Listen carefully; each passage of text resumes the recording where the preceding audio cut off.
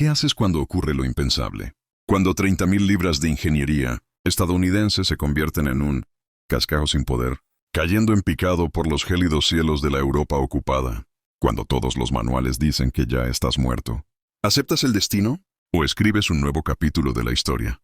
Esta es la historia de la desesperación, el ingenio y la pura voluntad contra lo imposible. Una historia donde un bombardero se convirtió en un planeador y una tripulación se negó a morir. Esta es la historia del Fortaleza Volante B-17 conocido como el All American, un bombardero que atacó su objetivo sin motores, y de los 9 hombres cuyo ataque planeado desafiaron toda lógica. Nuestra historia comienza con un acto de guerra meticulosamente planeado.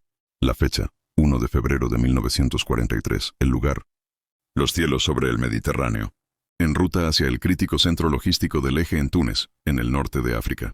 El 442 Escuadrón de Bombardeo, parte del 97 Grupo de Bombardeo, tenía la misión de un ataque de precisión a gran altitud. Entre las formaciones estaba la aeronave 41-24406, una resistente B-17F conocida por su tripulación como el All American. Su piloto era el teniente Kendrick R. Bragg. Su copiloto era el teniente Harry C. Nussmeier. Lideraban a una tripulación veterana de 7 hombres. La situación estratégica era desesperada. Los aliados estaban inmersos en una batalla agotadora por Túnez. Cada tren, cada barco destruido en Túnez, significaba menos suministros llegando a los veteranos de Rommel en el frente. La presión sobre los bombarderos pesados era inmensa, pero la Luftwaffe estaba esperando. La ruta llevaba a los B-17 sin escolta, directamente a través de algunas de las defensas de casas más concentradas del mundo. Mientras seguían su rumbo, la tensión colgaba en el aire fino y frío dentro del fuselaje. Volaban directo a la boca del lobo. La pasada de bombardeo sobre Túnez era un caos. La artillería antiaérea estallaba en feos bocanadas negras alrededor de la formación. A través de todo, el All American se mantuvo firme. ¡Bombas fuera! La aeronave se sacudió hacia arriba, su carga útil cayendo hacia los muelles. La misión primaria era un éxito, pero el regreso a casa era un vuelo de 5 horas de vuelta a través de cielos hostiles. Los cazas llegaron no mucho después de dejar la costa. Messerschmitt, Bf-109 y Bf-110. El aire se llenó de trazadoras cruzadas. Los artilleros gritaban posiciones en frases frenéticas y cortadas. Durante casi 40 minutos la batalla rugió. Entonces el desastre. Un Bf-109 hizo un disparo de deflexión a alta velocidad. Sus proyectiles de cañón de 20 mm caminaron directamente hacia la sección interior del ala derecha, destrozando el motor número 3. Se gripó instantáneamente, escupiendo aceite y humo. Pero el piloto alemán no había terminado.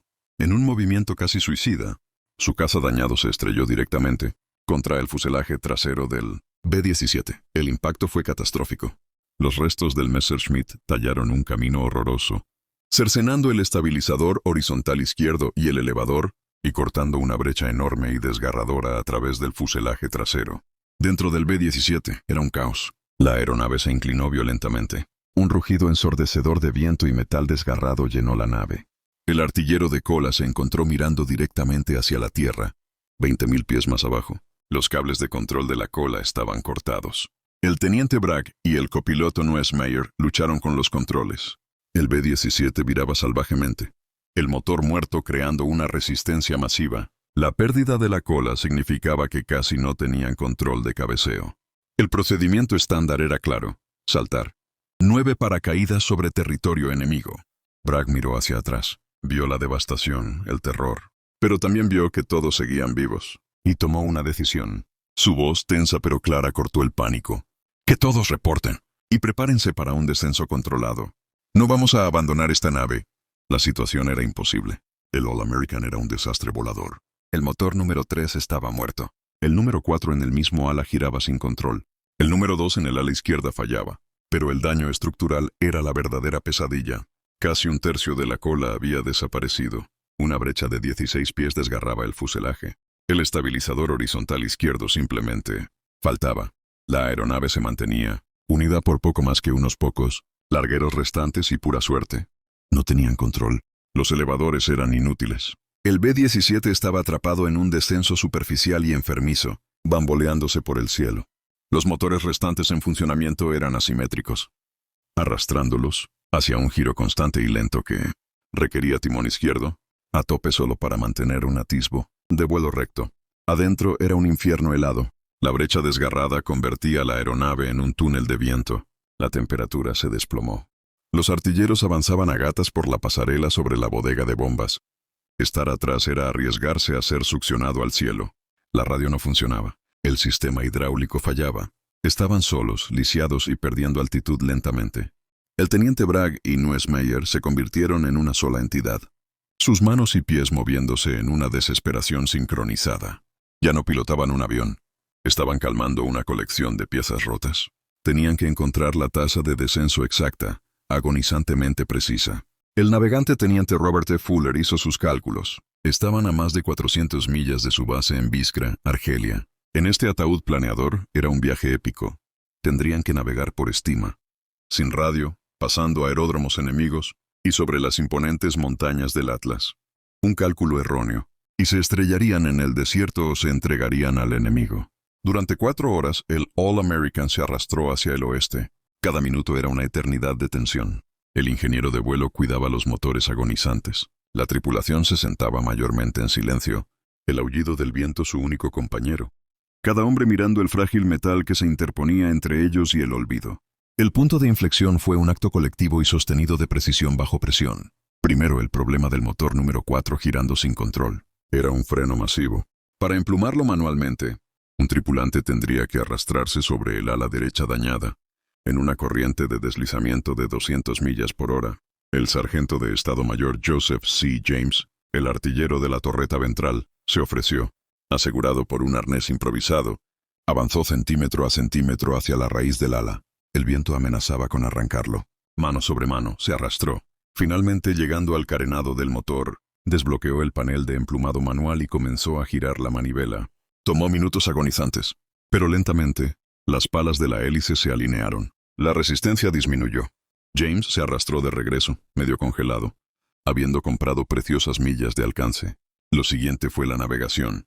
El teniente Fuller, usando solo su brújula, velocidad aérea y deriva estimada, los guió.